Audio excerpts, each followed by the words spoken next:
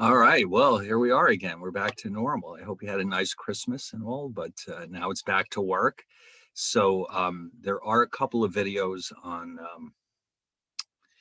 on Moodle. Let me just go open up Moodle real fast and show you what I've done. Actually, what happened here is that oh, I have to do one thing here. If you go to YouTube, the videos are there in their normal place. Okay. And but I thought it might be fun to try to sneak them onto Moodle, but I was informed that there's nowhere near enough space on Moodle to do this. So what I'm actually going to do instead, just to make it more convenient, is actually put the links onto Moodle so you can, I don't know if it matters any at all. I mean, you can come here and find them like you normally do. And they're all right here, everything from last week, including the two that I made during the weekend. I broke it up into two parts, 1 and 2. But then I thought, well, wouldn't it be fun to put them into Moodle? But then the school said, it's not really meant for that kind of thing. So what I would like to be able to do, maybe starting tomorrow, is when you go to Moodle, ideally all the links that you need should be there as well. So in other words, what I'm going to have to do is take these out. See, there they are. But if I put a couple more in there, they're going to get very bulky very quickly. These things do take up a lot of space. So I'll delete these and I'll replace them with the actual links so that you can either go directly to Moodle to find them, or else you can just go to my YouTube account. Either way, it should be as convenient as possible. Okay, now, I hope you all had an opportunity to take a look at them, because otherwise you won't know what's going on today. Although I'm actually going to take a step back and quickly review what I covered in these videos. Now, another thing I want to point out here is that we're already done now with chapters 3 and 5. And that means that it's time for the first midterm, although not just yet. But before we do any kind of exams, if you look right here, you'll see under December 20th through January 3rd is the sample midterm. Now, what is this doing here?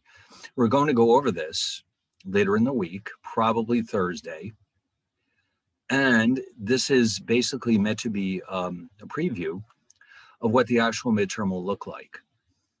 Now, normally when we have this class in person, this is a lot more helpful than it might be this time around, because everything will be done online anyway. But it's a good opportunity to make sure you really understand what we've been doing and just to get more practice. That's really what this is for. It's fairly long.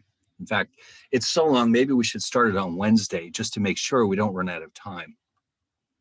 Because with this class, you know that every day that we meet is equivalent to essentially a week during the school year. So there's no time to waste. So I think what we need to do here is we'll carry on with the new material. Today's Tuesday. Today, so we'll do chapter 6 today. Tomorrow we'll start this. I don't know, we might be able to finish this tomorrow. If not, we'll finish it up on Thursday. And then that way we'll all be ready for the actual midterm, which I'll post, I guess, on Thursday. And you can have, let's say, a week to take care of it. It shouldn't take that long. But in the meantime, there's also 2 problem sets, 3 and 5, that you should be handing in later this week. Okay, let me go show them to you on Moodle again. I think I've lost Moodle. Here it is. Okay, so right here, there's chapter, here it is, chapter 3 problem set, chapter 5 problem set. So remember, I did mention that before the break, that these should be ready by Thursday. Okay, so they shouldn't take that long. You should have no trouble doing them by Thursday, unless you're taking a bunch of other classes. I find that hard to believe. Is anyone here actually taking more than one class during the winter break? No, that would have been a terrible idea. It's pretty intense even as it is. So yeah, so try to have 3 and 5 ready by Thursday, and then tomorrow, and if necessary Thursday, we'll work on this sample midterm, and then I'll post the actual midterm. But today we're just going to focus on chapter 6, which I started to do in my online video. So let me just go get those notes open and we'll get started. So, here we are. All right, so chapter 6, where are we? All right, so just quickly, chapter 5, the last time we met in person, We're not quite done with chapter 5. I just want to quickly remind you what that was all about. With chapter 5, the last step that we were looking at was our multiplication rule. Yes, the multiplication rule. Now, what was that all about? This is how we calculate probabilities for joint probabilities, probabilities of, for example, A and B. And there's a rule that we can use. And that rule is coming up right here. And so remember, there's two equivalent versions of this. And so here's the first approach. And of course, you notice that this rule involves conditional probabilities right here, B given A times A. The second version, which exactly gives us the same answer, which I'll put up here now. You can see it's the same thing, except now it's A given B times B. Now, this rule is a little tricky to apply because of the conditional probabilities, but we've already seen a few examples. And in addition, there is a simpler version that we can apply in the event that A and B are independent. Okay, so you might recall with the addition rule, there's one exception, one simpler version when the two events were mutually exclusive. Here, in order to use the simplified multiplication rule, it's important to make sure that A and B are actually independent of each other. Now, in terms of English, independent simply means the two events are unrelated to each other. The outcome of one does not affect the outcome of the other. Okay, but here we have a more formal definition, and that formal definition is right here. So in other words, if you're asked to demonstrate whether or not two events are independent, what you're actually being asked to do is demonstrate that both of these conditions are actually true.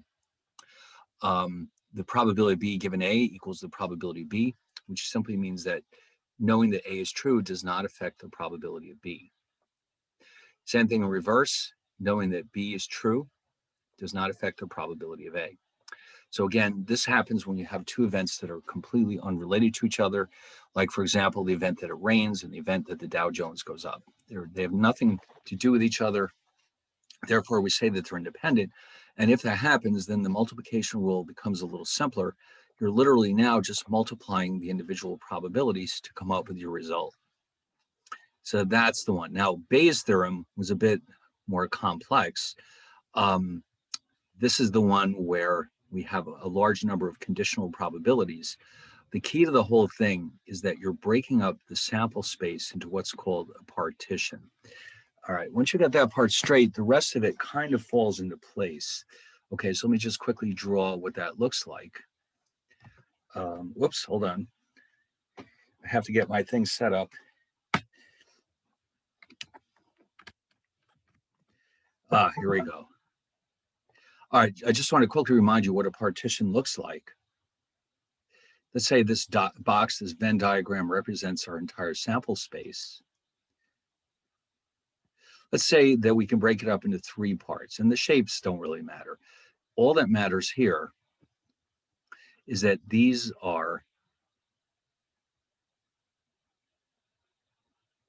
mutually exclusive,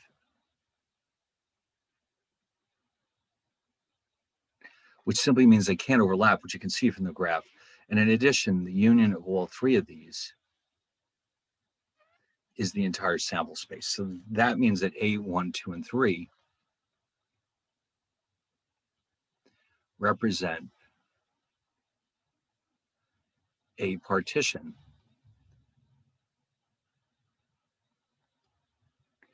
of the sample space.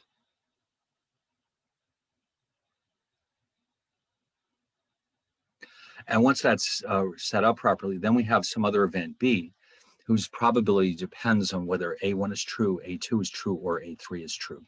So with the formula that we've been given, what we're really trying to do is say, all right, suppose we observe that B has actually happened. Let's find the formula here.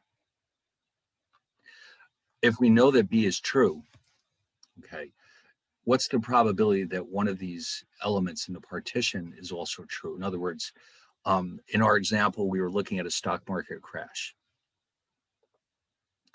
And we're given all this information about what might or might happen next year. But the bottom line is we're asked to figure out If we observe a crash, what's the probability that the economy is in a recession or in a recovery?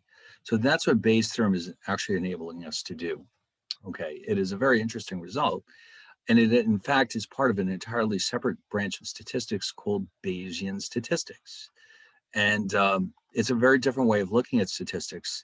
We're only just taking a peek at it here. We're not going to spend any more time with Bayesian statistics, but it is a very deep area of study. Okay, so here, the bottom line is this formula is used to calculate our probabilities. You must be given all of these conditional probabilities as well as the probabilities of these individual events in order to come up with this result. Okay, so that pretty much wraps up chapter 5. So like I said, we're ready now for the first midterm. And so we'll be going over the sample midterm tomorrow and possibly Thursday. And you'll have problem sets 3 and 5 done, hopefully by Thursday. In the meantime, we can carry on with 6, which turns out to be an incredibly important chapter. It sort of lays the groundwork for everything that follows. All right, so let's take a look at this thing. Now, of course, I started this already on the second video. It was called Nat 1600, December 26, Part 2, where we're introducing 2 incredibly important concepts, the random variable and the probability distribution. But good news for everybody, this is where the calculators start to come in really handy. A lot of what we'll be doing in this chapter is in fact built into your calculators. You may not have known that, but I'm going to show them to you today after we go through the traditional techniques. All right, so random variable is actually a function. It's not random and it's not a variable.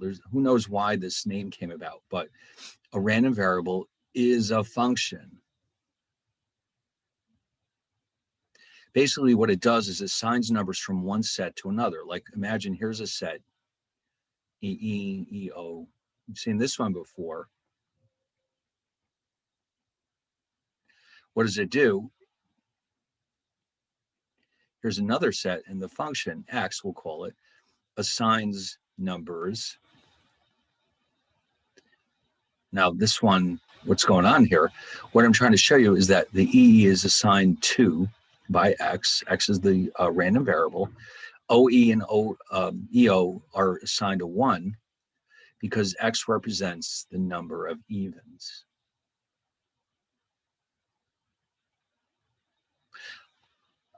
Yeah, this is not the neatest diagram I've ever drawn. Let me just clean it up a little bit here. I think I can figure out a better way to make it more clear what we're doing here. So let's just say that x, the random variable x, is defined to represent the number of evens that turn up in our experiment where we roll the die twice. So let's do it this way.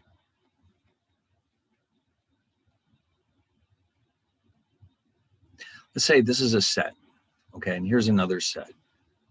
1, actually 0, 1, and 2.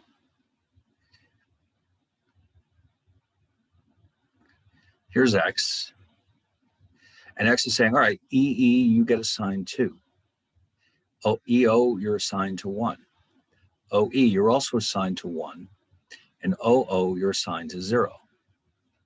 So x is a function because each of these elements in the first set are assigned to one and only one element in the second set, okay? And they're all assigned to 1. In other words, none of them are missing. None of them are assigned to 2 different values over here. So this is therefore a function, okay? But we call it a random variable in statistics. And really all it's there for is to assign numbers to the outcomes of an experiment, because that's going to make it a lot easier to calculate probabilities, especially if the sets are very large. Okay, so that's what its function is, its purpose is. So we're using the experiment we've been looking at all along. In other words, we have a sample space that consists of 4 possible outcomes, EE, EO, OE, and OO. Okay, and x again will represent the number of times an even number turns up. This could be anything we want. Okay, here we're choosing even. So we put together a little table as we've just done. This one is a little different. I mean, you can see it's just a list. We've got all the possible outcomes of our experiment. which are sometimes called sample points. Each one of these gets a single value assigned to it by X.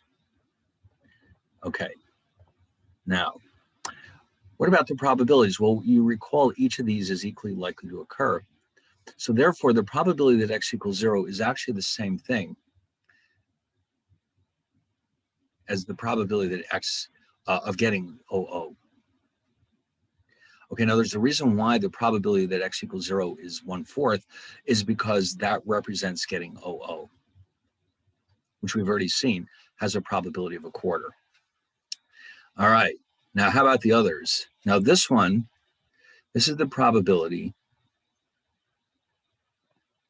of getting EO or OE, which means it must be 2/4 because each of these individually has a probability of 1/4. And this is the same as saying the probability of getting 2 evens. Okay, so you can see it's a little bit more convenient to have numbers rather than letters. Okay, so this is one reason why we define a random variable, but also because we can control what we're actually interested in analyzing. Now, if you look at this carefully, and based on the axioms of probability, the following conditions must be true. First of all, each probability is non-negative, which means 0 or positive, and all of them have to add up to 1, which is what we have here. If you look at these carefully, you'll see that we've got 1/4 plus 2/4 plus 1/4. They do, in fact, add up to 1, which is exactly what we need based on the axioms of probability. Now, we're going to assign this key term here to what we've done here so far. The word discrete, spelled this way, it simply means the opposite of continuous or infinite. Okay, so in other words, X can only assume a finite number of values. When that happens, X is said to be discrete or a discrete random variable. And here you can see X only has 3 possibilities, 0, 1, or 2, which means that X is discrete. So the opposite of discrete is continuous. So let's say X could assume any value up to positive infinity. There's an infinite number of elements in the set. In this case, X is continuous. Now that does complicate things quite a bit. When X is continuous, we're going to save that case for the next chapter. And of course, that's when the calculators become especially important. Okay, but for our purposes in this chapter 6, we're going to focus only on the so-called discrete random variables. Now, a probability distribution basically takes our random variable and assigns probabilities to it. So if you can imagine, we go back to our original example.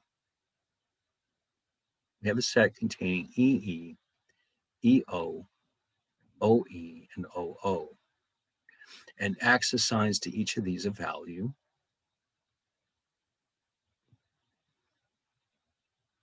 So remember, EE is associated with 1, EO is 1, EE is 2, EO is 1, OE is 1, and finally OO is 0. Then we have our probability distribution, which just says, oh, okay, the 0 is associated with a probability of 1/4. The 1 is associated with a probability of 2/4, and 2 is associated with 1/4. So the random variable is assigning numbers to these outcomes, and the probability distribution is assigning probabilities to the values of X. So it's a 2-step process from here to here. Okay, both of these are mathematical functions. They're assigning elements of a set to specific numbers. So this is really the big outcome of this chapter, the probability distribution, which in other words, enables us to take values like these and ask questions about their probabilities. So if I wanted to know, for example, and by the way, here's a chart where they're just listed separately. If I said something like this, what is the probability that X is less than or equal to, let's say, 1? it would be a very simple matter of taking these individual probabilities and calculating them directly without having to count through all of the sample points, which is not a problem when there's only 4 of them. But here, if there's a large number of them, this obviously becomes a lot simpler. So notation-wise, we're going to assign each of these x's, each individual possible value of x, an element which we'll label as x1, x2, x3, etc. Over here, we have the corresponding probabilities. So this notation is very similar to what we saw for samples and populations. Each element in those cases got a single index. Here, each possible value of x gets an index. And again, that will make things a lot simpler when we start to define formulas. All right, now, based on what we saw earlier, based on the axioms of probability, you can see that we're happy with this because each probability, and I'm going to write this in a very formal way, is bounded between 0 and 1. That's important. If this is not true, then this is not a valid probability distribution. And number 2, all of them add up to exactly 1. So these are very formal ways of saying each probability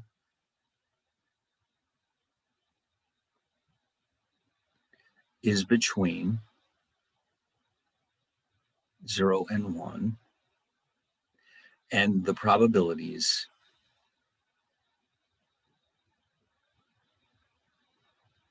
add up to 1. Those are both requirements of a random variable as well as the corresponding probability distribution. Okay, so everything's in order here. And in addition, of course, we know that this is a discrete, x is discrete, because it can only take on the values 0, 1, and 2. Only 3 possibilities. That's clearly a finite number, and therefore x is discrete. All right, now we want to remind ourselves here. Here's a quick reminder. When we're looking at samples and populations, we did define several what we called summary measures, which are meant to give us a lot of information about the properties of those samples and populations with a single number. So remember, there were 3 of them: measures of central tendency, like mean, median, and mode, and then measures of dispersion, like variance and standard deviation. And then finally, the 2 measures of association were covariance and correlation. And they're all important, but we can do the same thing with random variables. Random variables have properties, and we want to understand those properties, and it's often easy to reduce those properties to a few single numbers, which are equivalent to these measures. The difference is that they're not called measures any longer, they're called moments. Of course, in statistics, we have a lot of terminology that means the same thing when applied in different situations. This is no exception. So we have moments for random variables. They mean the same thing as summary measures, but we call them moments. Now there's several of them, but we're only going to look at 3 of them. Okay, expected value or mean, variance, and standard deviation. This is typically good enough. We're describing random variables. We don't typically need any of the others, like coefficient of variation, for example. This is sufficient. But how are they calculated? All right, well, the expected value is written in the following way. Now, EX means expected value of X. Here, what we're going to do is we're going to sum, and by the way, this N now doesn't represent a sample size. This represents the number of values that X can take on. For each X, like for example here, for each of these X's, we're going to multiply that X by its own probability and add them up. Whatever we get is our expected value. Okay, so let's look at an example. All right, so remember, now this, of course, is our summation operator. By now, you're very familiar with it. For each X, each possible value of that random variable, we multiply by the probability, and then we add them up. Now, in our case, the three values we had were 0, 1, and 2. The probabilities were a quarter, a half, and a quarter, respectively. So we're multiplying them out, we're adding them up, and we come up with 1, which makes sense because on average, if I roll the die twice, I should get 1 even on average, not always, on average. All right, now what about the variance? Now, this is a very similar idea to what we had with our samples and populations. So how does that, now this is the formal definition, which we will not be using. And if you notice, there's a Greek letter here. You should not confuse this with a population valuation. This is going to be used to represent our random variable. I guess statisticians decided that they're only going to use two alphabets, the Greek and the Roman. So sometimes the Greek letters have to be used for different purposes. So here, the sigma squared still means variance, but it does refer to a random variable rather than a population. Now, it should never be confusing. It should be clear which one you're looking at. Now, that horrible looking formula is reduced to this. This is how we actually calculate it. So we take each x, each possible value of x, subtract the expected value, square the result, and now instead of dividing by n like we did here, we multiply by the probability of each individual x. Okay, we didn't have probabilities when we looked at populations. We do now, though, and we have to take them into account. And this is how it's done. All right. So again, you sum up the squared differences between each x and its expected value, and then each one is weighted. You can think of this probability as a weight. So in effect, what we're doing here is creating a weighted average of the squared differences between the elements and the mean or expected value. All right, let's look at our first example then. All right, here we go. So this is x1, this is the expected value of x, and then that's the probability of x1. Great. Here's x2, we subtract again 1, which is the expected value of x, we square the result. Now here we multiply by the probability of getting x2, and then finally we do the same thing for x3 down here. And when you go through all the math, you see that the final result is a half. Now, just like with the samples and populations, this measure is limited in its usefulness by the fact that it is measured in squared units. So what do we do about it? Well, just like in the previous chapters, the standard deviation is defined to overcome this problem of squared units. All right, so all we have to do for the standard deviation is literally take the square root of our variance, and we end up with our final result. Okay, so this is 0.7071, which refers to 0.7071 evens as opposed to a half even squared. All right, now we're ready for, yes. Oh, yes, did somebody want to say something? Oh, all right, maybe not. Sometimes the microphones go off when you least expect it. Okay, now we've defined a very simple discrete probability distribution. Okay, let's go back and look at it one more time. Now, if you notice, this is set up as a chart. If you really felt ambitious, you could turn this into a formula, but there's really no need because it's such a simple distribution. But most of the time, it'll be more convenient to work directly with formulas rather than tables. So the majority of the time, we'll be looking at formulas rather. Now, it turns out that there are two very important discrete distributions which show up in actual practice, not just in business, not just in finance, not just in economics, but in virtually all disciplines. And so the two of them that we're going to be looking at here are the so-called binomial distribution and the Poisson distribution. These were created because they appear to represent what happens in the real world.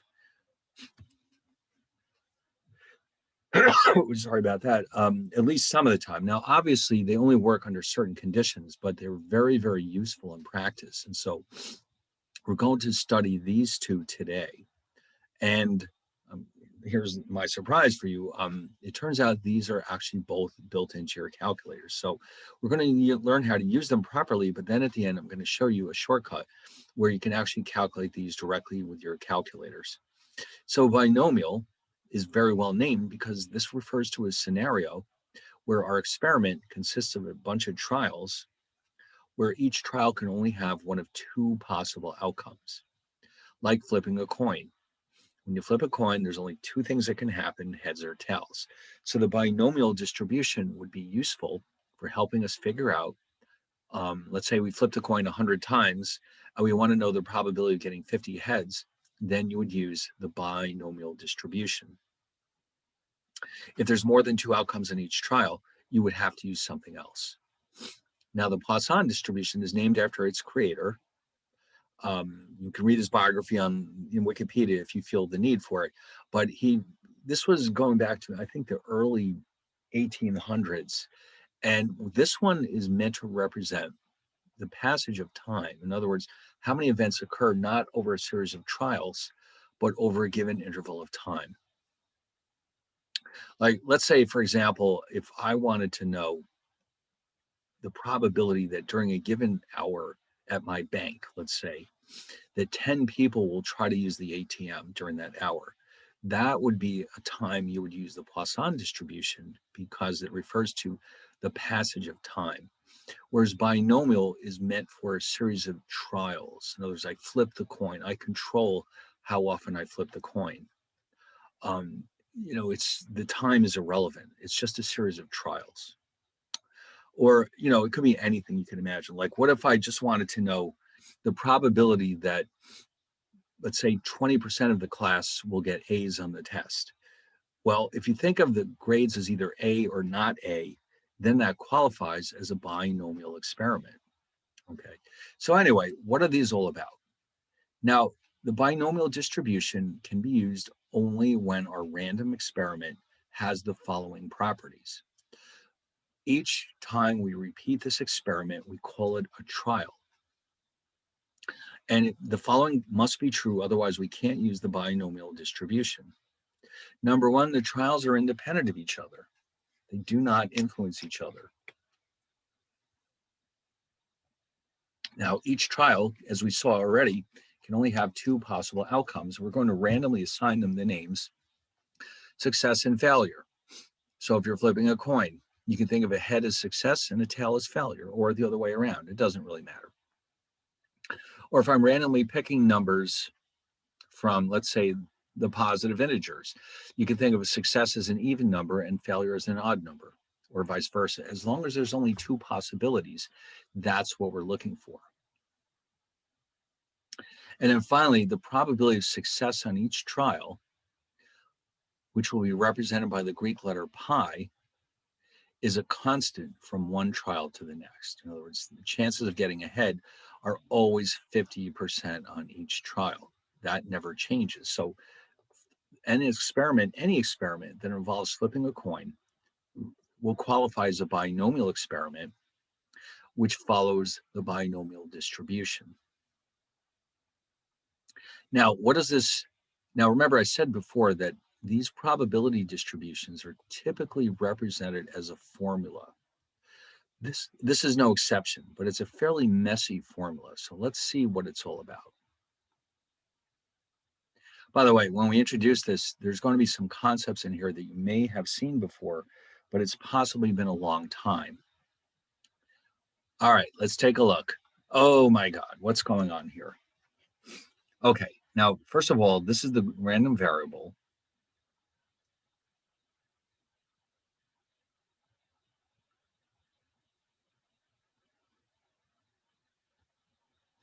This is a specific value.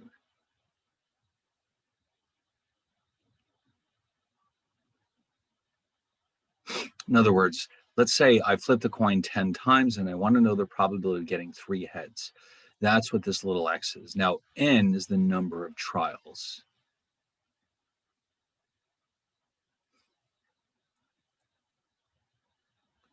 And pi, of course, is the probability of success.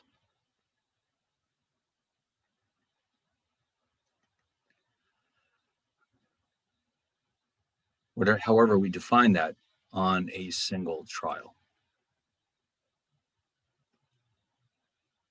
Now, the big mystery is this thing. What is that? This is shorthand notation for an important concept you may or may not have encountered before. What this represents, and I'll write this down and then we'll explain it as we go along. This is the number of combinations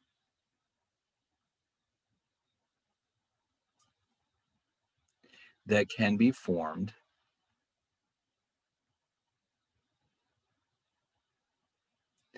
by choosing X objects from N objects. Now that sounds very bizarre and abstract. And what exactly is a combination? Well, we're going to find out in a second. So it's the number of combinations that can be created or formed when I choose X objects from a collection of N objects. Okay, so we need to know two things. First, what is a combination? What's the formal definition? And secondly, we need to know what formula this is shorthand for. Okay. This is the formal definition. I'll tell you what, before we even look at that, let me just show you a quick example of what a combination is. All right, just to get the ball rolling.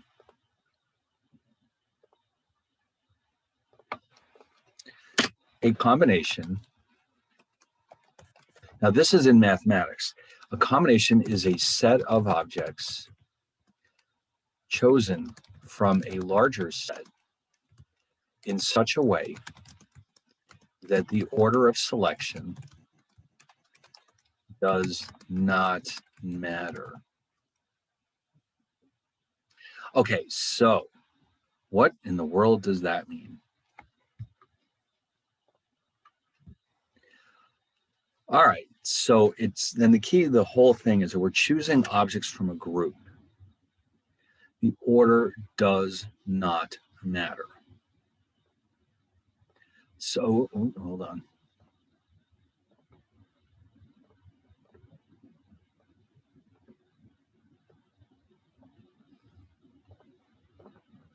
So let's just come up with a quick example. Suppose that I go to Haagen-Dazs and they have a special offer today. Any 3 toppings for $1. They have gummy bears, marshmallows, chocolate chips. Let's see, what else might they have? Whipped cream, Oreos. Okay, let's see. So what I'd like to know is how many choices do I have? Well, actually, we will answer that question in a bit. But what I'd like to just address here is this. Does the order of selection matter? In other words, if I choose gummy bears, marshmallows, and Oreos, is this the same selection as marshmallows, Oreos, and gummy bears? Okay, so now we're going to have a poll. Okay, let's do a poll for that.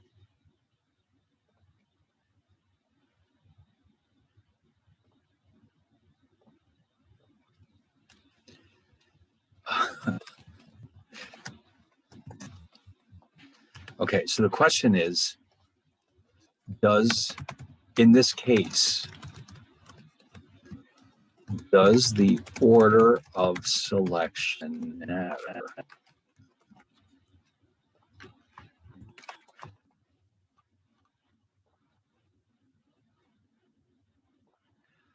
Okay, let's run that one and see what everybody said. Oh, come on.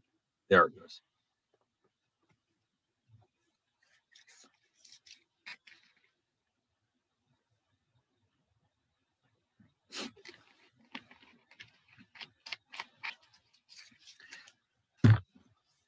Okay, well, the overwhelming consensus is no.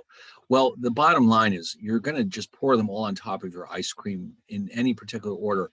Does the order in which I select them make any difference? Will you be able to tell? Let's say that two people are standing there and they both choose vanilla and they both choose these same three toppings.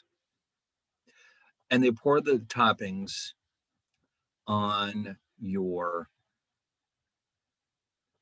on the ice cream. All right, hold on. Yes. Could you tell the two apart? That's what I really want to know. Can you tell them apart? I would say no. Not really. I mean, it's the order in which I put those toppings on my ice cream really doesn't make any difference to the ultimate taste, does it? No. But interestingly enough, I don't remember. Did we go over this in this class? Did I ever mention this special case study about Ronald Fisher and the lady with the teacups? Did I ever? Was that this class or another class? Does that sound familiar at all? Well, whether it does or not, we're going to go over that right now. This is just a fun little side note, because this is something from the history of statistic. I'll call it a fun side note. This is what it reminded me of. The statistician. Now, this is one of the real heavyweights in statistical history. The statistician Ronald Fisher, who created a lot of what we're doing here, was once at a party where a woman claimed that she could tell the difference between tea being poured into a cup followed by milk and milk being poured into a cup followed by tea. In other words, she said that it mattered to her whether the tea was poured first or the milk. Now, Ronald Fisher was extremely skeptical. And since he was a statistician, the first thing he decides to do is have an experiment. So Fisher set up an experiment in which 8 cups of tea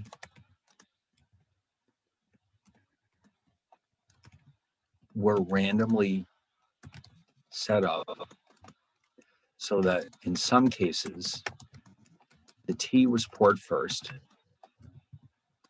and in the rest of the cases the milk was poured first.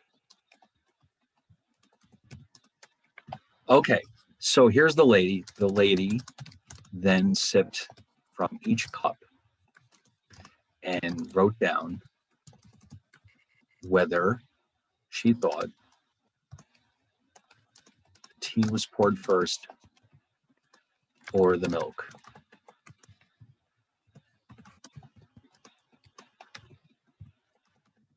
Okay. So now we're going to have another fun poll where I'm going to ask you what you think happened. Okay, here we go.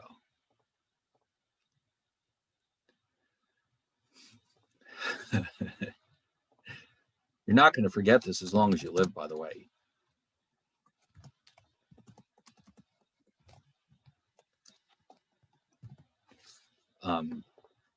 She got half of them right.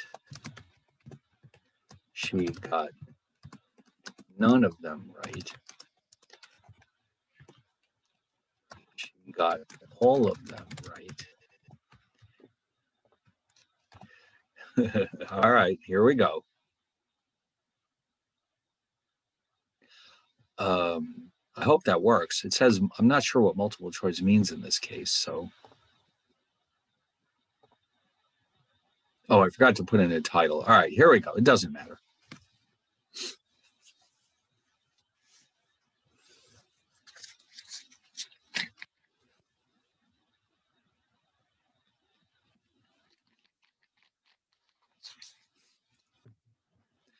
All right, has everyone voted? Well, it just so happens that only one of you got the right answer. She did get every single one of them right. So what does that mean? Okay, let's find out. Let's stop this poll. And let's try a new one.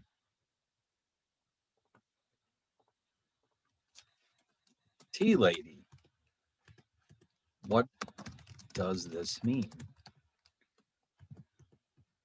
She was incredibly lucky. Or two, she can really tell the difference. All right.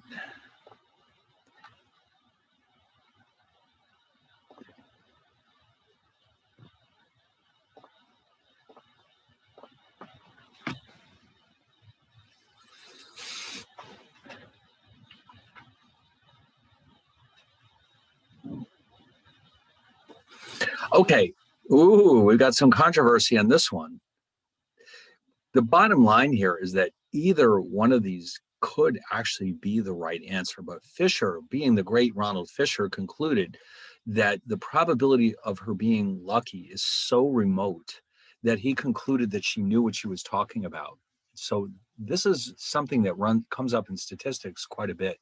Unlike calculus or some other branches of math, which are all or nothing, yes or no, statistics often brings us into these gray areas. And that's when we have to use our judgment.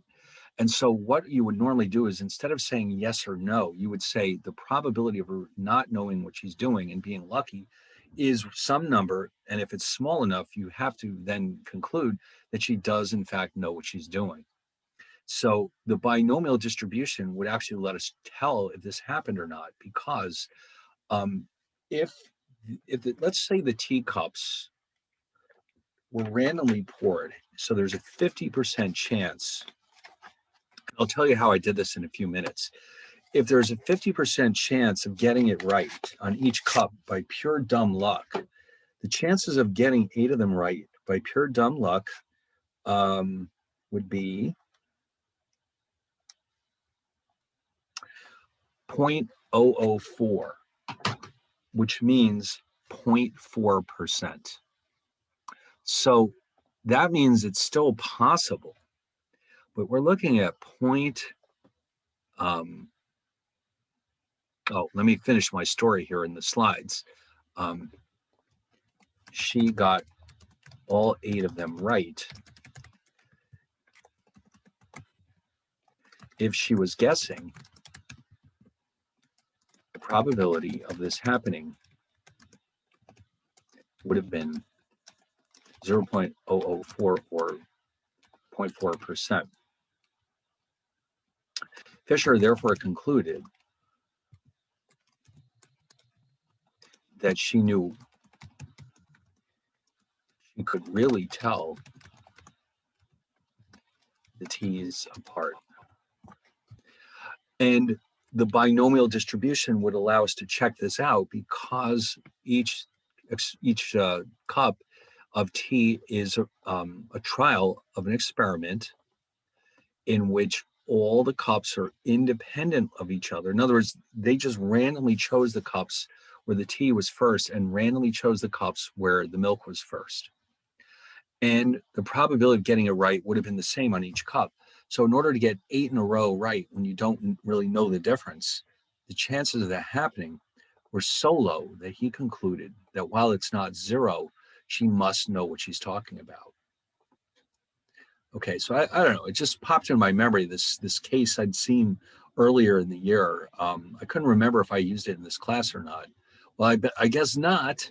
So are we all shocked and stunned by this? Well, first of all, it seems hard to imagine that you could really tell the difference, but obviously she knew what she was doing.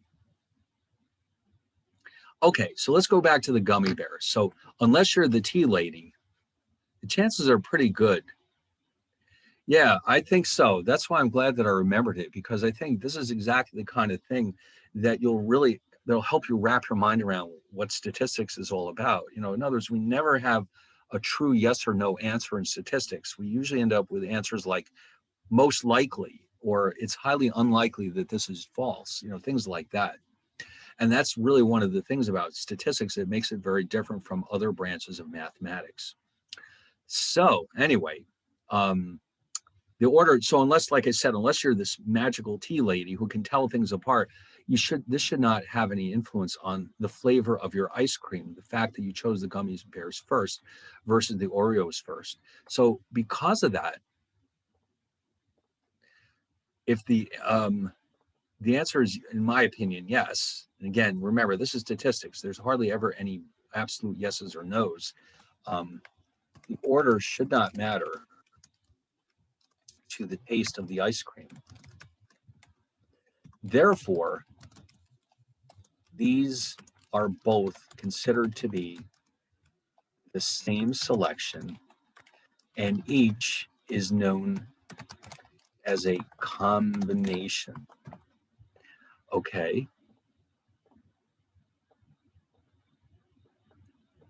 Now, what if the order does matter? Okay, let's use a different case. If the order of selection matters, then each choice is known as permutation. So let's look at an example of a permutation. Suppose that I have a class of 20 students who have decided to start up a statistics club at Purchase because it's so much fun. Okay, now they can't decide among themselves to have a club. Let's say that the school requires you to have 3 officers. Okay, you must have 3. They must be, in order to have your club, there must be a president, a vice president, and a treasurer.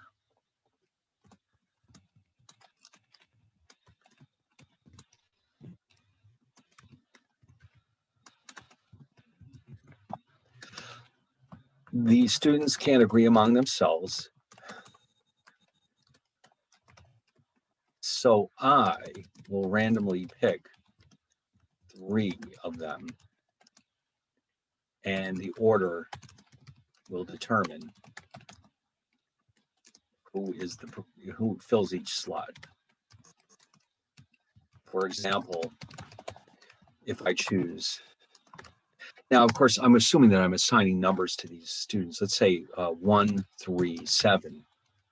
This means that the first student is the president.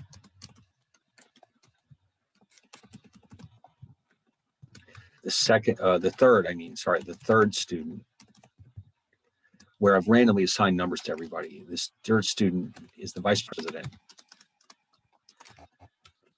And all right, running out of space here. 7th student is the treasurer. So now my question is this. If I had chosen, if instead of 1, 3, 7, I had chosen 7, 1, 3,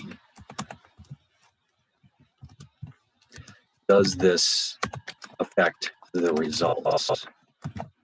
Well, that would be yes, because now student 7 is the president instead of student 1.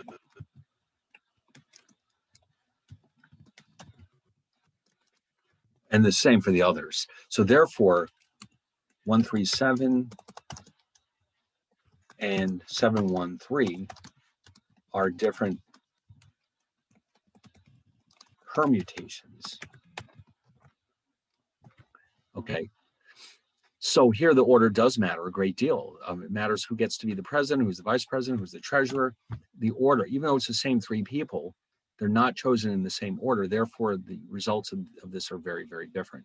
So here we're looking at permutations, whereas with the toppings, These are combinations because, you know, in principle, the order in which I select them has no influence on the final results. Okay, so with all that long-winded side notes going on, this formula tells me how to calculate the number of combinations I can create when I choose X objects from a larger collection of N, or it doesn't have to be larger. X and N can be equal to each other, but clearly X cannot be greater than N. So I'm picking X objects from a collection of N. How many combinations can I create? Okay, now in order to answer that question, I have to take another step backwards and introduce a very interesting mathematical operator, which again, you may or may not have seen this before. And there it is right there. What is this exclamation point doing here? So here's, all right, let's do another poll. These polls are fun. Let's do more of them.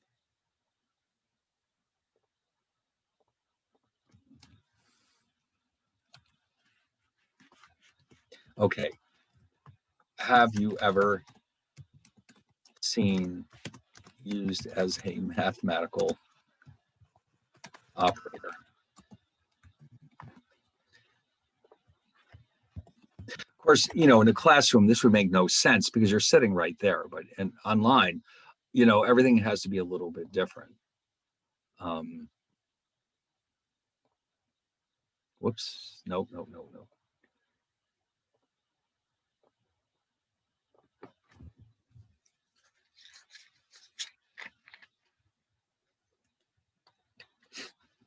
Ooh, I see. A lot of you have experience with this.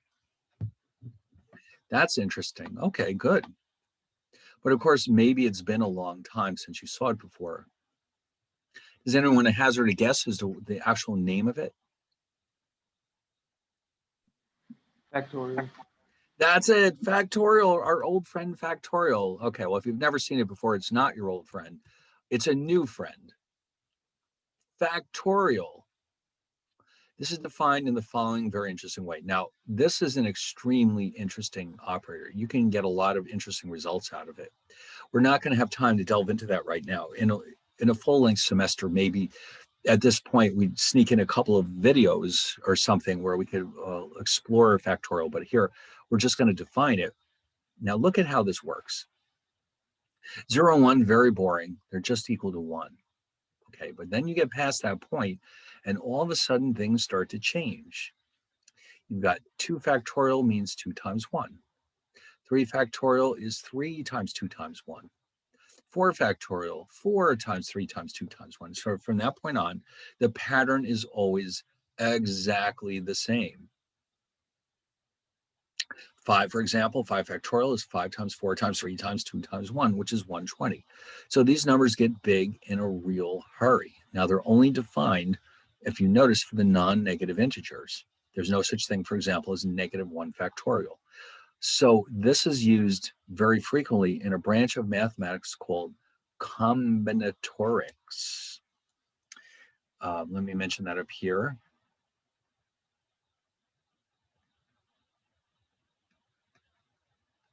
And it's sometimes referred to as the science of counting. Now, you're more likely to run into this in, let's say, the computer science department than anywhere else, because they need this. Computers do not deal with continuous numbers. They only deal with discrete numbers. And so if you have any computer science background, you're more likely to have seen this before. Now, what exactly can we do with this thing? Oh, okay. Well, we need a little detour here. Here's a quick, fun application of factorial. Now, suppose let me just throw this in here. You have exactly enough room on your wall for 3 posters. Okay, you've got Yankees, of course. Let's see, what else might you have? Oh, I know, Salvador Dali, of course. And he's a painter. If you don't know, he's a very famous surrealist painter. And you also have, um, how about a statistics poster? Yes, you must have a statistics because you love it now. So, oh, I need something with a different letter. Oh, hold on. Let me call this D. So the question is,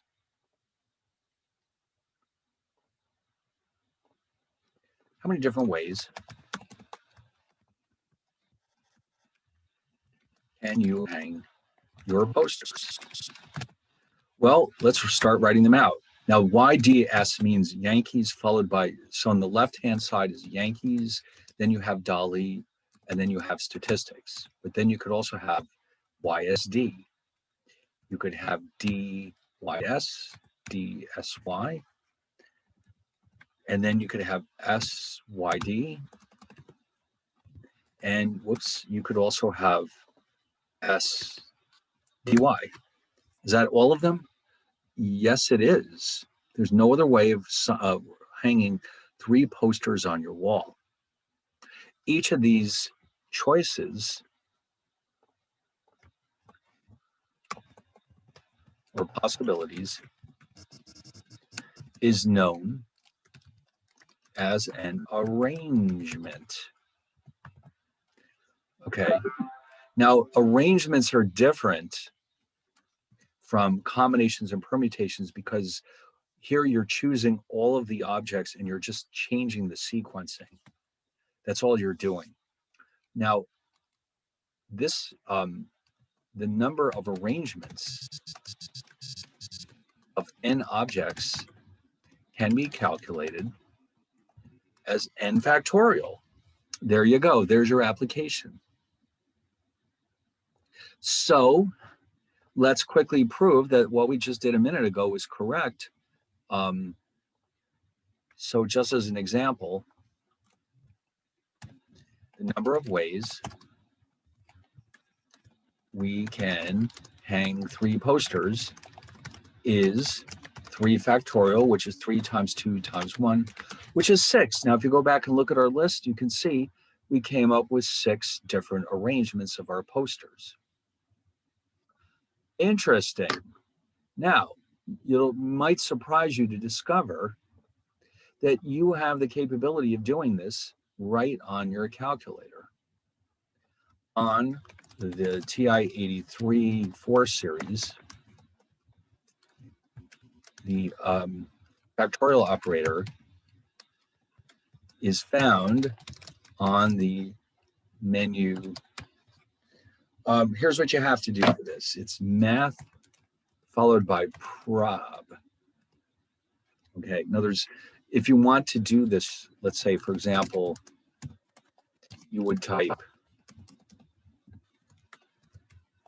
3. I hope you have your calculator right there so you can follow along here. 3 math. Oh boy, I'm going to run out of space here. Hold on.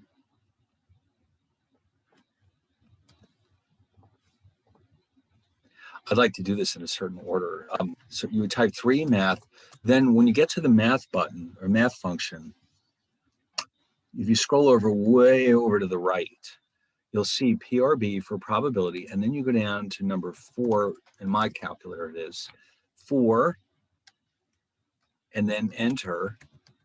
And you come up with 6. Okay. So did everybody do that successfully? If you have a different calculator, you'll have to figure it out for yourselves because I don't really know that many other calculators. I know that Texas Instruments Business Analyst 2 Plus, but for a class like this, you're probably better off with the 83, 84, maybe one of the more advanced ones. Usually at least a few people in any given class have one of the more powerful ones. Like for example, they have something called Nspire. I think that's how they spell it, which is crazy powerful, but it's very complicated. Does anyone here have that one? No. Which one do you have? Here we go. You do. Okay. Now, yours is going to be similar, but not identical to mine. If you can't find it, you can go on the internet. There's instructions all over the place. I don't know that calculator, but in a lot of ways it's similar, but it's not quite the same. In some cases, it can be very different. So I hope that you won't have any trouble finding what we need. All right, anyway. Now, what does this have to do with combinations? Well, remember, combinations are directly related to the factorial operator with this formula. This is how they're calculated. So let's remember how this works when we do our examples. So down here, we're going to actually calculate some combinations. Let's say you've got, you're going to paint your house. You need 2 colors. You don't want it all the same color. You want 2 colors. You go to the store and they only have 4. You've got to pick green, white, blue, or yellow. Now, the order in which you pick them shouldn't affect what you're doing. So what we're going to try to do here is calculate how many combinations we can create when we pick 2 objects out of 4. Okay, any 2, only 2, and you can't repeat anything. In other words, don't pick green twice. You have to pick 2 of them. So how many ways can we do this? Well, you can literally just write them all down. But of course, that's what we're trying to avoid. We want to use formulas, but you know, what the heck? Let's just write them all down. Yeah, there they are. And what do you notice? There's 6 of them. And you'll also notice that the order is not relevant. In other words, if you look carefully, you will not see a separate entry for white followed by green because it means the same thing.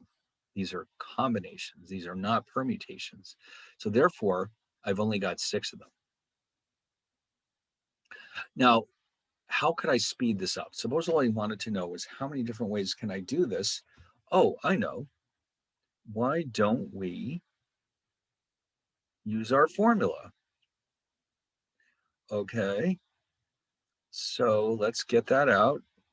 So what I've done now, by the way, the n, let's do it this way. X is the number of objects chosen.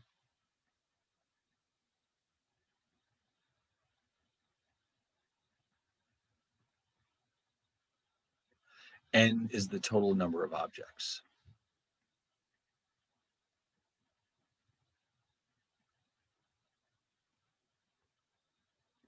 So in this case, n is 4 because we have 4 colors and we're choosing 2 of them.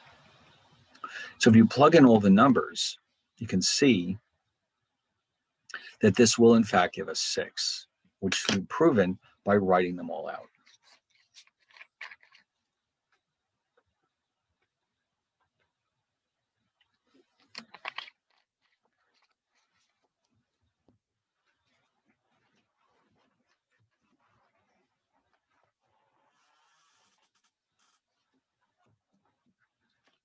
All right.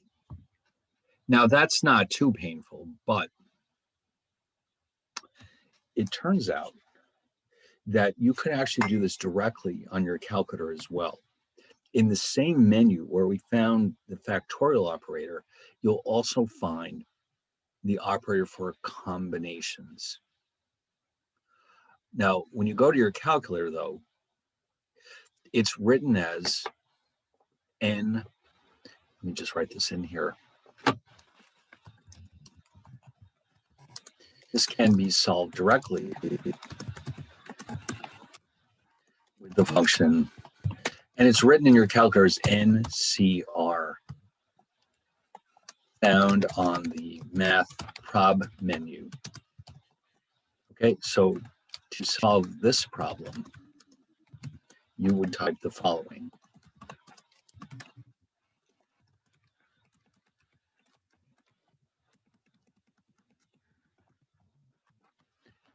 Oops, the problem. You type the following. Okay, so in other words, the sequencing would be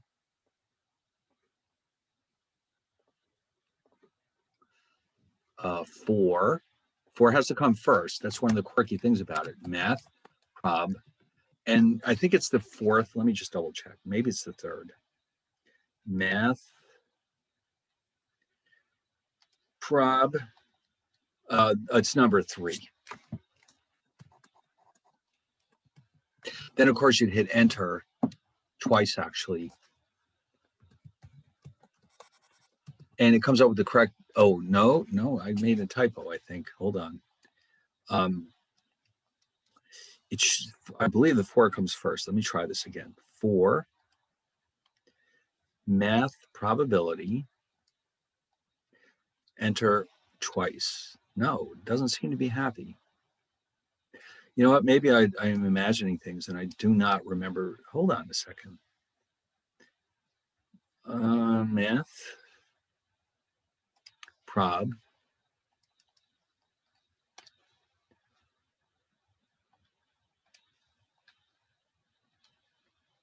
Man, it's not working on mine. I wonder what's going on.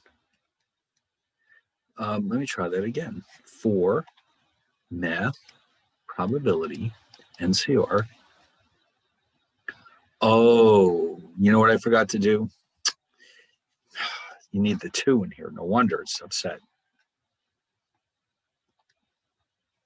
And then you only enter once. Okay, I know what I did. I forgot to put in the 2, of course. No wonder it was upset with me. All right, so now there's 4. Then you get to the menu. You pick the NCR 2 because you're choosing 2. And in fact, it comes up with a 6. All right.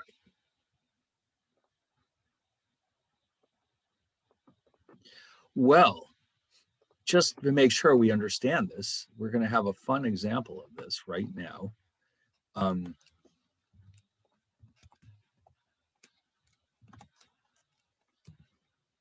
What if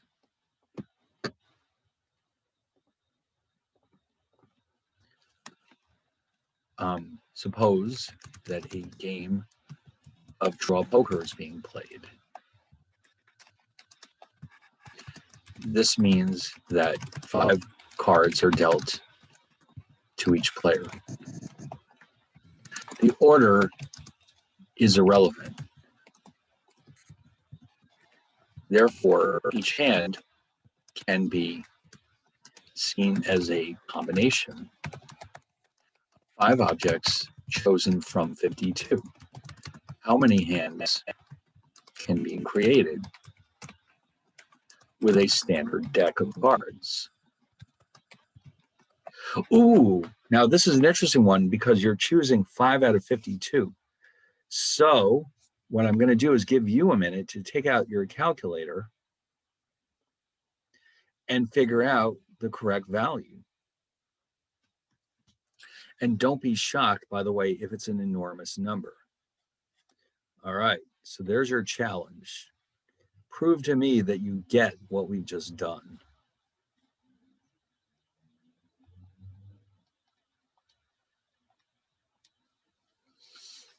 All right, so you can answer that, I guess, in the chat room. I don't have, if we make up a poll, I have to make up a bunch of silly results.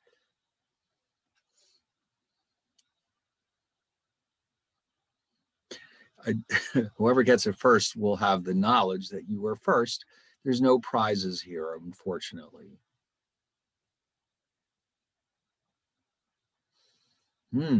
It's taking a while, isn't it?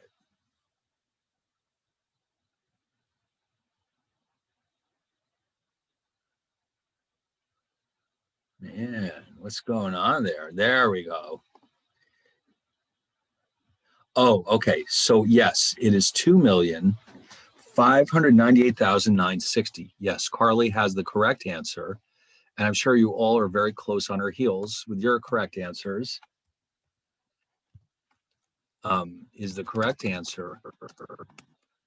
This is the result of choosing 55 objects from 52 objects in such a way that the order does not matter. Or what you could do is just do it yourself, but it's going to get very messy. In other words, you've got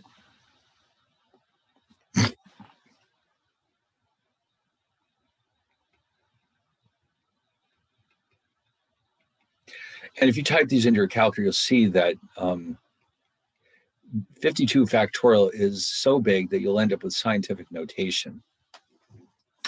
Now, if you have a different calculator, um, I you don't really need this calculator, but it might still have this operator on it without maybe you're even being aware of it. If not, you can always use the factorial operators. So now this means that when we go back to this formula for the binomial distribution, which is really what this chapter is really trying to explain to us, these are just details. The formula that we saw earlier, this nx thing, which in English sometimes it's pronounced n choose x, is just shorthand notation for calculating the combinations. How many combinations can you create when you pick x out of n? And now, of course, that's just part of the formula, but it is by far the most, let's say, complicated part. Let's go back and visit. Where was it? Way back. Here it is. The rest, these are just exponents. There's nothing complicated about these parts of the formula. Okay, so now it just suddenly dawned on me that, you know what, we normally are supposed to have a break around 11 o'clock. So let's do it now. Okay, I'm sure you're getting worn out from all of this stats. And so why don't we stop for a few minutes like we normally would? It's just that it's a little later.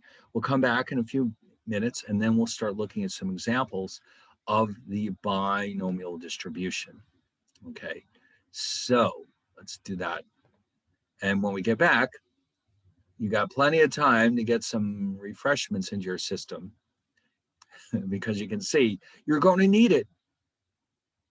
This is pretty complicated stuff, isn't it? But it's exciting, isn't it? Is anyone here not excited by this? Ooh, I bet you are. You don't want to admit it, but this is pretty exciting stuff. So, all right, we'll knock it off for a bit. And when we come back, we'll do our actual binomial distribution. Okay. Excellent. That's what I want to hear.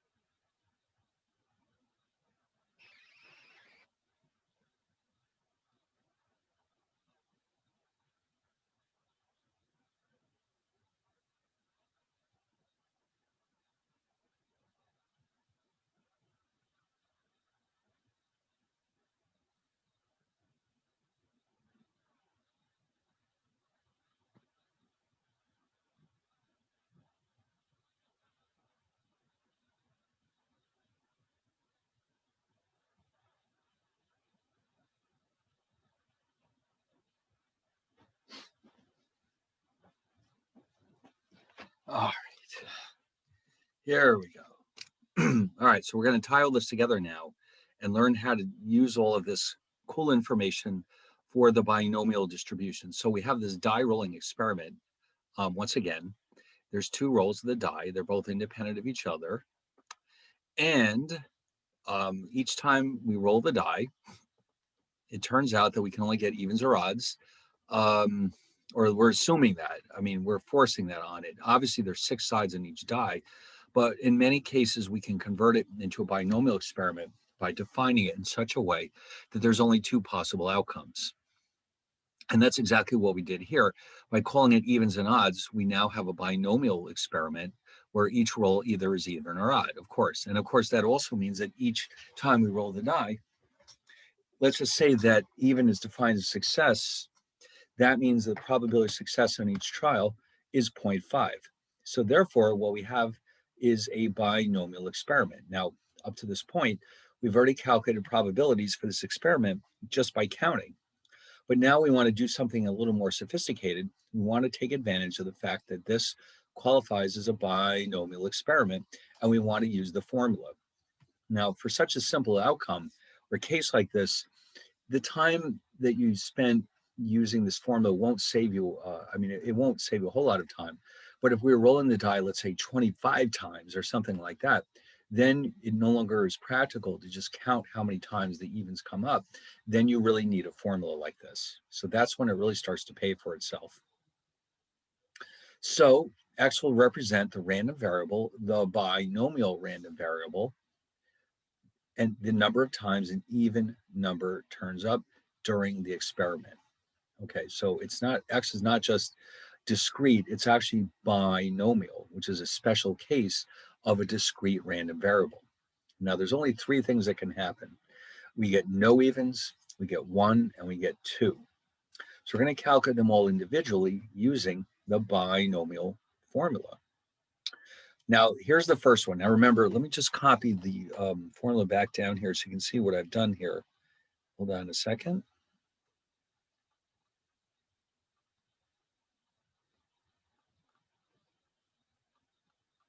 There we go. Let me just copy this here so it's easier to follow.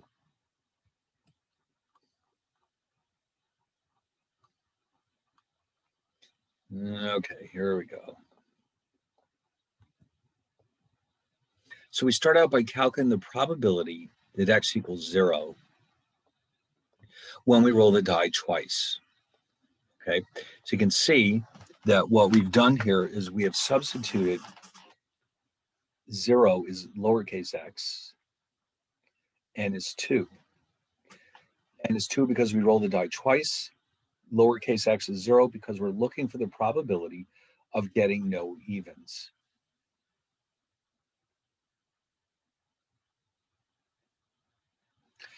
Okay, now here I've literally plugged in all the numbers. Now these are easy. You can see these are just exponents. This is the part we have to deal with using our combination formula. So this could be replaced with 2, which, by the way, let me remind you that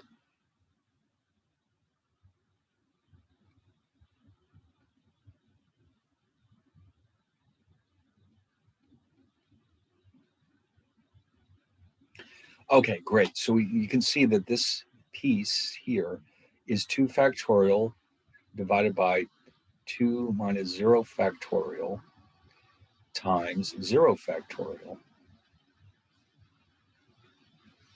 which we may as well calculate it as long as we're here.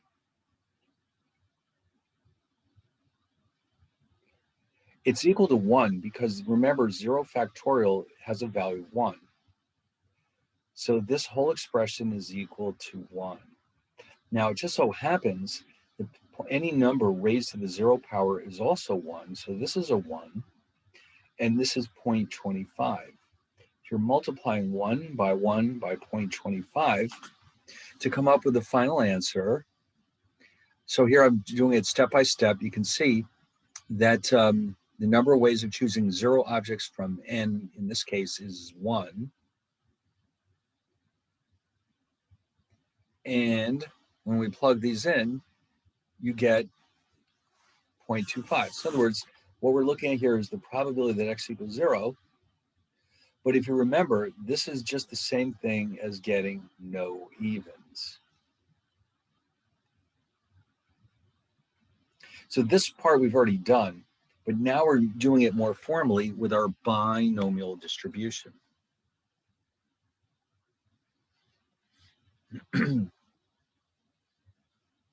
Now, how about the probability that x equals 1?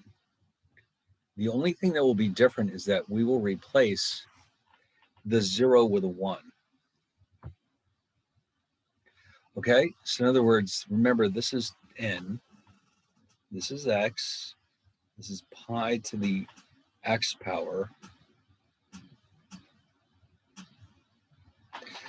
Okay, so n minus x in this case equals 1 because n equals 2 and x equals 1. That's why these are both 1s. All right, now let's do some plugging in.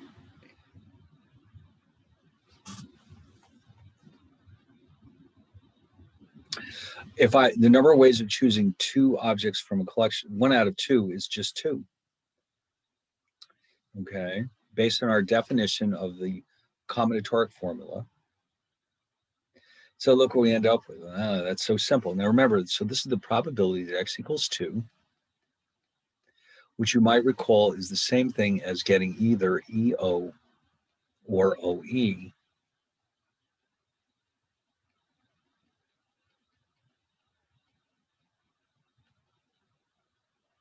So we've just done it in a more formal way. And of course, you recall any number raised to the first power is just equal to itself. So we end up with 0.5. Okay, now let's try x equals, oh, you know what I did? I wrote the wrong thing here, sorry. This should be a 1. I just noticed it now. This should have been a 1. Sorry about that. Because now we're going to calculate the probability that x equals 2. All right, and again, so the x is what's being changed. The n never changes. All right, so this is our new formula.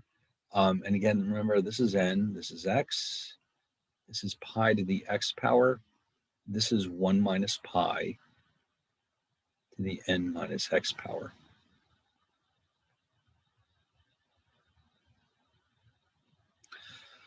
All right, so now, of course, we already know in advance what the answer is because we've seen this before, but the number of ways of choosing 2 objects from 2 is just equal to 1.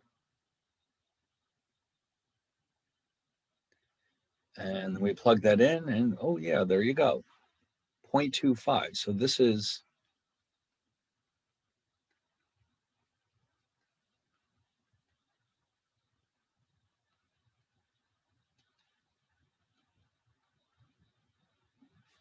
so this confirms what we've done before already. And we have all of our results now.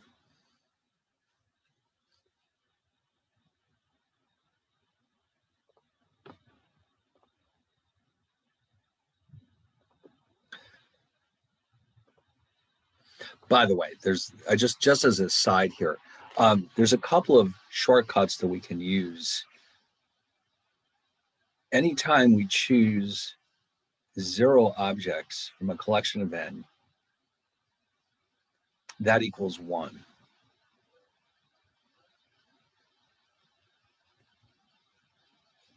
So these are special cases that can come in handy when you're using combinations like this.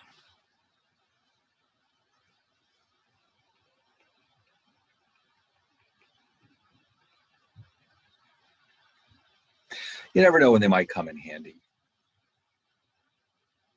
Just like some of these rules, if you've forgotten some of these.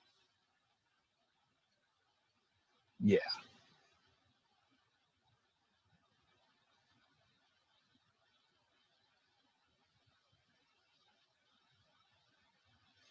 All right. Now, I'm about to open up the Pandora's box of your calculator and say, you know what? There's a quicker way of doing this. All right, what could the quicker way be?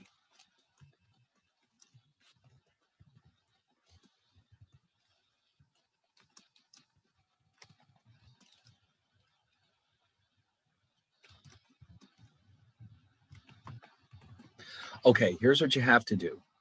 You're going to hit second VA.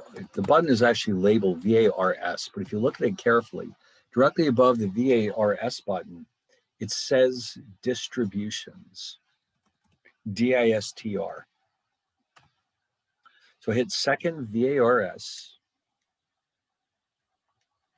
and scroll down, and you'll find letter A in my calculator. It might be different on yours. Binome PDF. Okay, so when you choose that, hit enter.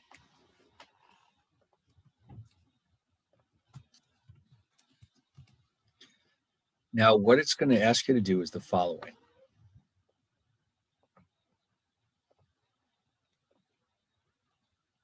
Depending on which calculator you have, trials,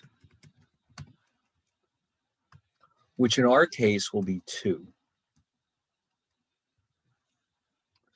And P, the probability of success on a single trial is 0.5. Now, if we want to, let's say we want to calculate the probability that X equals 1, just to double check. We already know that that's equal to a half.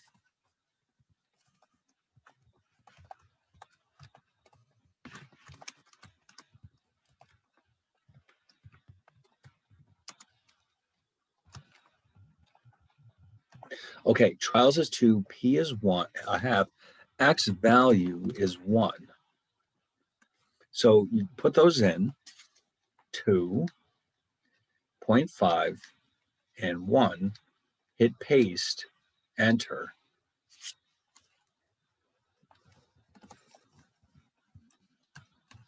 And what do you get? It comes back with 0.5. But if you notice it very carefully, it lists it like this: binome PDF 2.5, 1. Okay, which is important because if you have the TI-83, this is what you're actually going to type. If you have the 84 or above, it will prompt you for these numbers. But you'll notice it's doing exactly what we did right here. Not this one. Yes. In other words, it plugged in all these numbers and it came up with the same value we did, which is 0.5. How do you like that? Now, in a case like this, I don't know if you would define this as a lot of time saving, but this is there for you if you want to use it. And, you know, it can be very helpful. It depends on what you're actually trying to calculate. But you can use this binome PDF function instead of plugging numbers into this formula if you choose to do so. All right, so I just want you to know that that option is on the table. All right, so, you know, it's always nice to know, well, a time-saving device, how could you say no? But you don't have to do it this way, but there it is if you want to use it.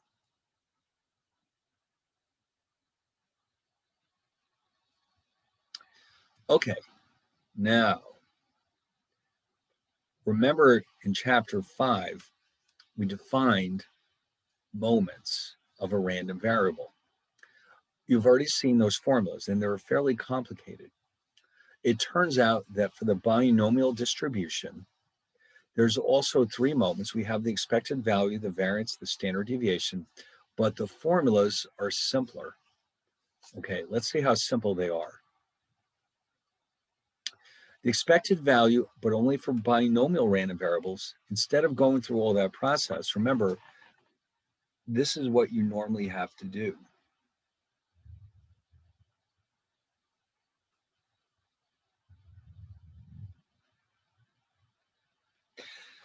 And that could be very time consuming, but look what we can do instead. Oh my God, just multiply n times pi and you're all set. Now that's what I call a shortcut. Especially like, let's say instead of rolling the die twice, we rolled it 500 times. Calculating the expected value could be a real headache, but instead you just literally multiply n times pi. Man, so look at that variance formula. Look how simple that is compared to the original one, which, by the way, this formula always works, the one I'm writing down now. But in the special case where we're dealing with a binomial distribution, we can simplify everything by using this formula.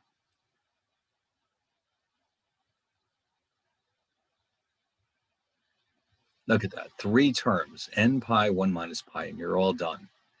Okay.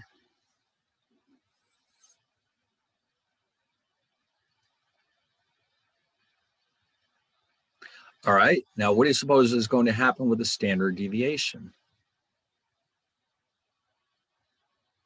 I think we all know the answer to that question. We're going to take the square root. Yes, we are. It's exactly the same idea. The variance comes first, and then we calculate the standard deviation by taking the square root. That never changes.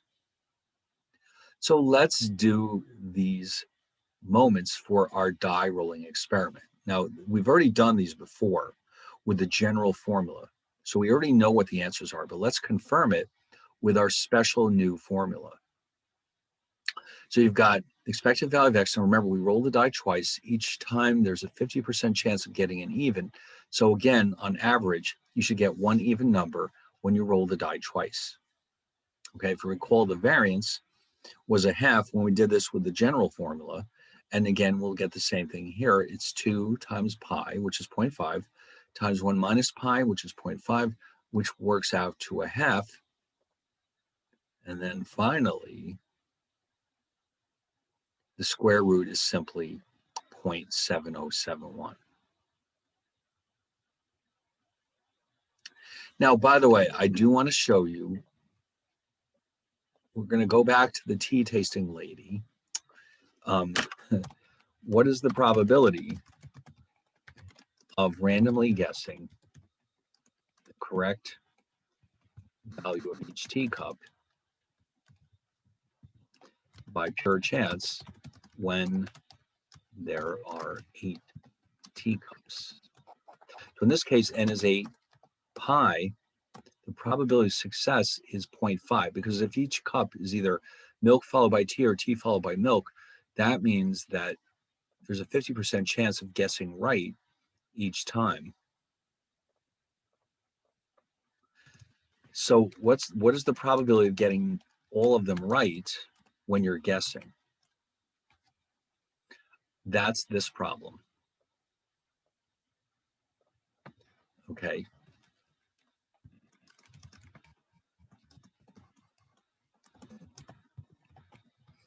Okay, so we want to get back to the tea tasting again. So we're proving now that the lady knew what she was talking about, because using the binomial distribution, each cup is independent of the others. There's a 50% chance of guessing right on each cup, and there's 8 of them. So what is the probability of this happening when we're guessing by pure luck? All right, so let's find out.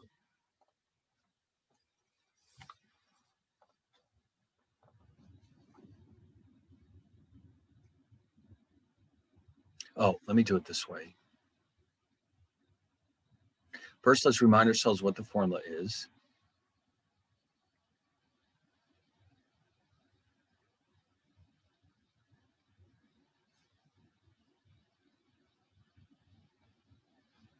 So when n equals 8, pi is a half, x is 8, we have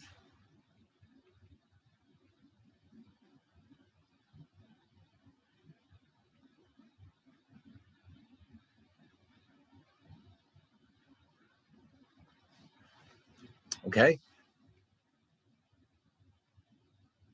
Now 0.5 to the 8th power is 0.0039.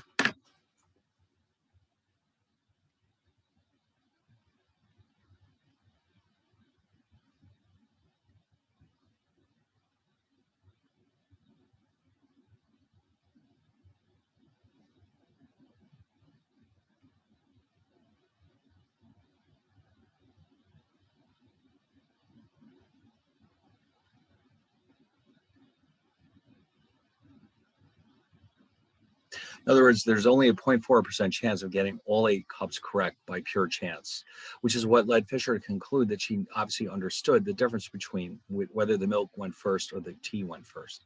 The chances of her getting it by pure luck are almost zero. And that's how he decided that she knew what she was talking about. Okay. So now we know. So, all right. Anyway, what comes after this is a series of graphs, our old friend, the histogram. And what we're going to do is use this to show what the distribution looks like with different values of pi. Let's assume there are 10 trials of an experiment, and we want to see what the distribution looks like with 3 different values of pi. We start with 0.2, and what do you notice? Most of the values are clustered around 1 and 2. So with such a low probability of success, the chances of getting, let's say, 6 or 7 or 8 successes is essentially 0. Okay, so this is what our distribution looks like. Now, if we push this up to 0.5, oh, look at that. It's symmetrical. We're most likely to get a 5. We're just as likely to get a 4 and a 6, a 3 and a 7, 2 and an 8, 1 and 9, 0 and 10. So this 0.5 probability gives us a nice symmetrical distribution, whereas this one could be considered skewed to the right, by the way. And what about 0.7? Oh, look at that. Most of the areas or values are clustered around 7 or 8.